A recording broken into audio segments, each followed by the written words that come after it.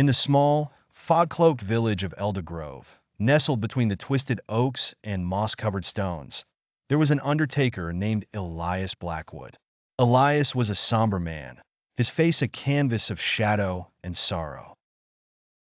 He was known for his meticulous work in the village's ancient cemetery, a place that whispered secrets and secrets of forgotten souls. His profession was not merely a job. It was a deep, almost spiritual calling, marred with both reverence and dread. The Eldergrove Cemetery was old, older than the village itself, and it held countless secrets beneath its cracked gravestones and tangled ivy. The villagers avoided it after dusk, for the cemetery was said to be haunted, a place where the veil between the living and the dead was perilously thin. Elias, however, was not one to be easily frightened.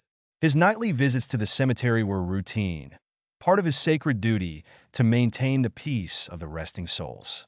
One cold, moonless night, Elias was summoned to the cemetery to prepare a grave for a newly deceased villager.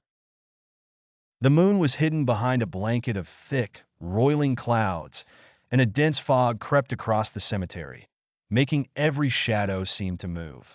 The air was thick with the scent of damp earth and something faintly metallic, as if the ground itself was whispering ancient, forgotten secrets.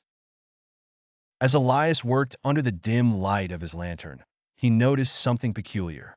A gravestone, long considered weathered and abandoned, had begun to shift. The inscription, barely legible before, seemed to glow faintly in the darkness, revealing a name long lost to history: Adelaide Blackthorn. Curiosity piqued. Elias brushed away the damp soil and noticed that the stone had been disturbed recently. He felt a shiver run down his spine, but he continued his task, though his movements grew increasingly cautious. The ground beneath the gravestone was soft, and as he dug deeper, the earth began to give way more easily. It was as if something was pulling at it from below. As the grave deepened, Elias's lantern flickered violently, casting eerie shadows that danced along the walls of the newly uncovered grave. The air grew colder, and Elias heard a low, mournful wail, like the distant cry of a banshee. He froze, listening intently. The wail grew louder, more desperate, and it seemed to come from the very depths of the earth. Finally, Elias reached a wooden coffin, its surface adorned with intricate carvings that seemed to writhe and twist in the dim light. With a trembling hand, he pried it open. Inside was not the expected peaceful face of a long-dead villager, but rather a skeletal figure, its bony fingers clutching a dark, ornate locket. The eyes of the skeleton, though hollow, seemed to pierce through the darkness, and Elias could almost feel them following his every movement. The locket, strangely warm to the touch, was engraved with an emblem Elias did not recognize: a blackthorn tree twisted into an intricate pattern. As he held it up to the light, a sudden gust of icy wind extinguished his lantern, plunging him into darkness. The wailing grew louder, closer, as if the spirits of the dead were awakening and seeking something. Panicked, Elias fumbled for his matches and relit the lantern. The moment its light flickered back to life, he noticed that the air around him had changed.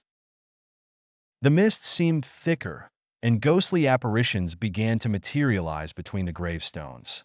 They were figures of mournful souls, their faces contorted in agony, reaching out with translucent hands. One figure stepped forward from the rest, a woman dressed in tattered garments from a bygone era. Her eyes, though hollow, were filled with a pleading sadness. She pointed towards the locket in Elias's hand, and he felt an overwhelming sense of dread. He realized that the locket was no ordinary piece of jewelry. It was a key to a curse that had bound these souls to the earth. The Blackthorn family, once rulers of the land, had been cursed to wander the afterlife, seeking to be released from their torment. The curse was linked to the locket, which was said to hold the power to free their souls or doom them forever.